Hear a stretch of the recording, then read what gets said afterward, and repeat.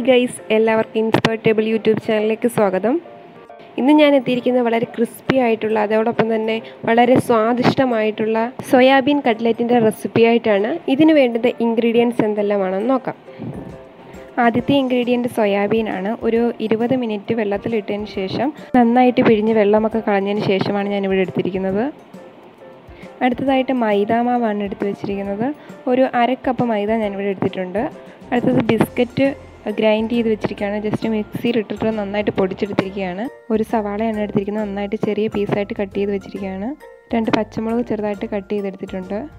അടുത്തത് ഇഞ്ചിയും വെളുത്തുള്ളിയും കൂടെ നന്നായിട്ട് ഗ്രൈൻഡ് ചെയ്ത് ഒരു പേസ്റ്റ് പോലെ എടുത്തിട്ടുണ്ട്. നമ്മൾ എടുത്തിരിക്കുന്നത് 2 പൊട്ടറ്റോ ആവിയിൽ പുഴുങ്ങിയെടുത്തതാണ്. നെക്സ്റ്റ് 1 ടേബിൾ സ്പൂൺ മുളക് പൊടി. അടുത്തതായിട്ട് 1/2 ടേബിൾ സ്പൂൺ കുരുമുളക് പൊടി, 1/2 ടേബിൾ സ്പൂൺ മഞ്ഞൾപ്പൊടി,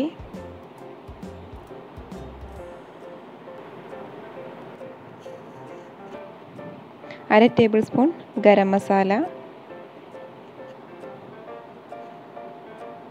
നിങ്ങൾ എടുക്കുന്ന സോയാബീൻ്റെ അളവിനനുസരിച്ച് ഇൻഗ്രീഡിയൻസ് കൂട്ടാവുന്നതാണ്. ഇത്രയും നന്നായിട്ട് ഒന്ന് മിക്സ് ചെയ്ത് നമുക്ക് വെക്കാവുന്നതാണ്. അടുത്തത് ഉപ്പാണ്. അത് നിങ്ങളുടെ ആവശ്യത്തിന് ഉപയോഗിക്കാവുന്നതാണ്. പിന്നെ ഞാനിവിടെ എടുത്തിരിക്കുന്നത് സൺഫ്ലവർ ഓയിലാണ്. വെളിച്ചെണ്ണ ആയാലും മതി. ഇനി ഇതെങ്ങനെയാണ് പ്രിപ്പയർ ചെയ്യുന്നത് നോക്കാം. എടുത്തു വെച്ചിരിക്കുന്ന സോയാബീൻ മിക്സിയിലിട്ടൊന്ന് ഗ്രൈൻഡ് ചെയ്തെടുക്കാം. ഈ ഒരു പരുവത്തിൽ ഗ്രൈൻഡ് ചെയ്തെടുക്കാം. അതിനുശേഷം നമ്മൾ നേരത്തെ പുഴുങ്ങി വെച്ചിരുന്ന പൊട്ടറ്റോ നന്നായിട്ടൊന്ന് ഉടച്ചെടുക്കാവുന്നതാണ്. അതിനുശേഷം മൈദാമാവിൽ കുറച്ച് വെള്ളം ചേർത്ത് നന്നായിട്ട് ഇളക്കിയെടുക്കാം. നന്നായിട്ട് ലൂസാക്കി നമുക്ക് ഇളക്കിയെടുക്കാവുന്നതാണ്.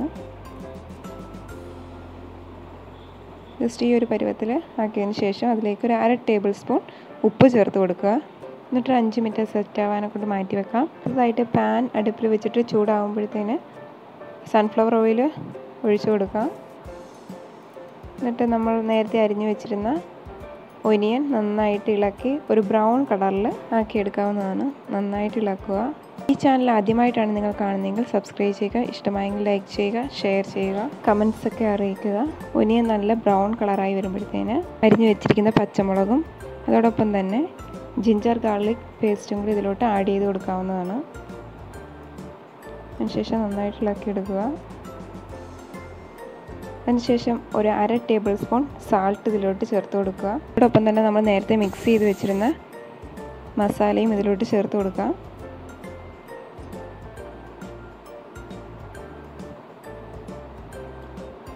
ചെറിയ ഫ്ലെയിമിലിട്ട് നന്നായിട്ടൊന്ന് വരട്ടിയെടുക്കാം.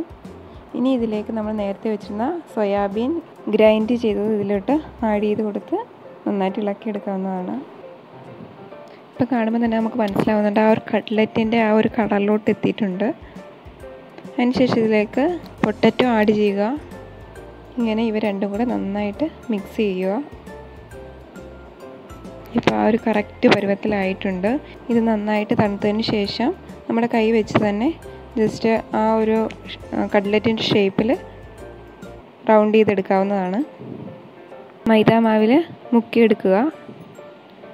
അതിനുശേഷം ബിസ്ക്കറ്റ് പൊടിച്ച് വെച്ചിരിക്കുന്നതിൽ നമുക്കൊന്ന് മുക്കിയെടുത്തിട്ട് ശേഷം ഒന്നും കൂടെ മൈദാമാവിലും അതേപോലെ തന്നെ ബിസ്ക്കറ്റിൽ മുക്കിയെടുക്കാവുന്നതാണ്. എല്ലാം അതേപോലെ ചെയ്തെടുത്തിട്ടുണ്ട്. ശേഷം കുറച്ച് എണ്ണ എടുത്ത് നന്നായിട്ട് എണ്ണ തിളയ്ക്കുമ്പോൾ അതിലേക്ക് നമ്മളുടെ കട്ട്ലറ്റ് ഇട്ട് കൊടുക്കാവുന്നതാണ്. തിരിച്ചു മറിച്ച് വിട്ട് ആ ഒരു ബ്രൗൺ കളറിൽ നമുക്ക് എടുക്കാവുന്നതാണ്. ഇങ്ങനെ നമ്മുടെ കട്ട്ലറ്റ് ഇവിടെ തയ്യാറാക്കി എടുക്കാവുന്നതാണ്.